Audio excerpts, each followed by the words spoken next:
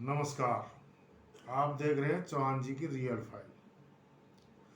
दोस्तों, इस चैनल पर आपको सत्य घटनाओं पर आधारित सारी कहानियां सुनाई जाती है। आज की जो घटना है वो हमें अमित कुमार नासिक से भेजी है। धन्यवाद अमित कुमार जी। अमित कुमार जी कहते हैं कि सन 2004 में मेरे नाना जी की ट्यूमर की ऑपरेशन हुई थी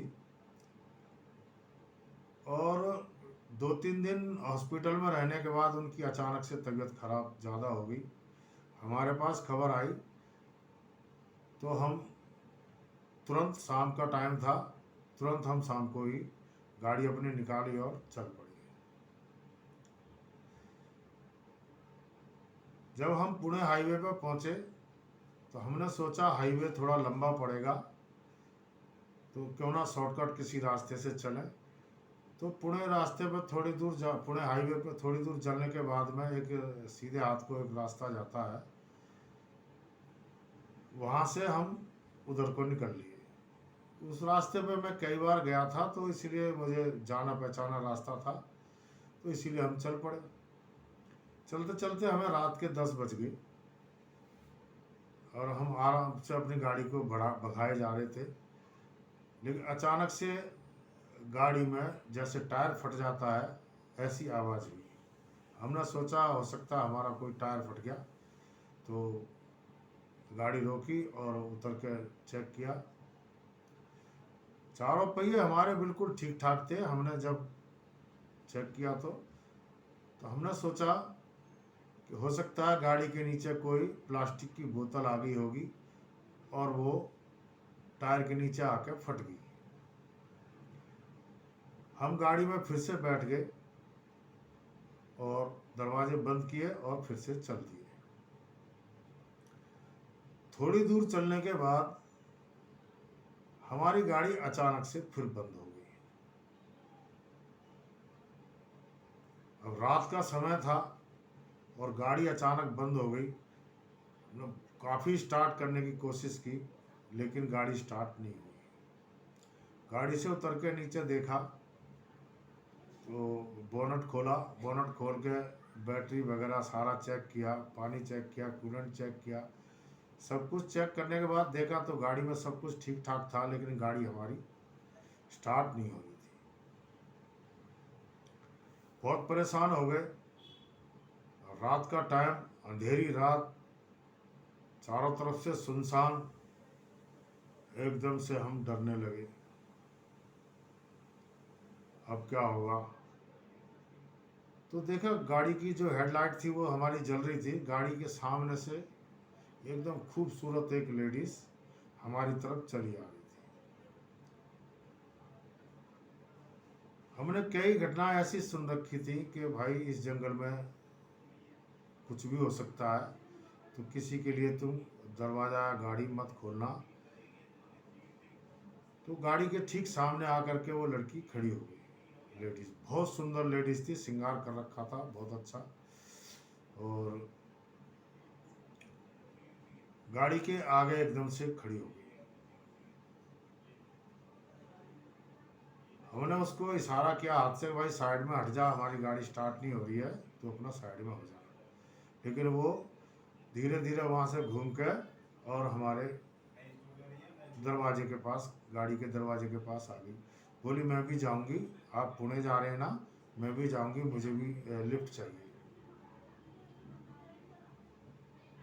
हमने दरवाज़ा नहीं खोला और हम डर के मारे कांप रहे थे कि पता नहीं रास्ते में ये कोई डायन तो नहीं है, कोई सचमुच औरत है या कुछ है, क्या है, समझ नहीं पा रहे थे। तो मेरा भाई हनुमान चालीसा पढ़ने लगा और धीरे धीरे वो ज़ोर ज़ोर से मैं जय श्री राम बोलने लगा और भाई मेरा हनुमान चालीसा ज़ोर ज़ोर से पढ़ने लगा। थोड़ी देर में वो लेडीज़ काफ़ी देर तक खड़ी रही, खटखटाती रही, लेकिन वो, हमने दरवाज़ा नहीं खोला तो वो चली गई। लेकिन हम गाड़ी स्टार्ट करने की कोशिश करते रहे। अचानक से गाड़ी स्टार्ट हो गई। गाड़ी स्टार्ट हो गई तो हम फिर से चल पड़े। थोड़ी देर के बाद में वो जो लेडीज़ थी हमने देखा वो गाड़ी के पिछली सीट पर बैठी हुई है। एकदम से ब्रेक लगाया और गाड़ी रोकी। भाई ये अचानक अंदर कैसे आ गया, हमने तो दरवाजा खोला नहीं था, अब ये कैसे आ गई अंदर। और वो एकदम कुछ भी नहीं बोल रही थी, खाली शीशे में हमें देखे जा रही थी। हमारी कपकपी छूट गई। अब गाड़ी में से कहाँ जाएं, रात का टाइम, जंगल का इलाका, अब क्या करें क्या ना करें। बहुत एकदम से घबराहट हो रही थी और पसीने पसीने हो रहे थे हम। भाई मेरा हनुमान चालीसा पढ़े जा रहा था। अचानक से गाड़ी फिर से बंद हो गई।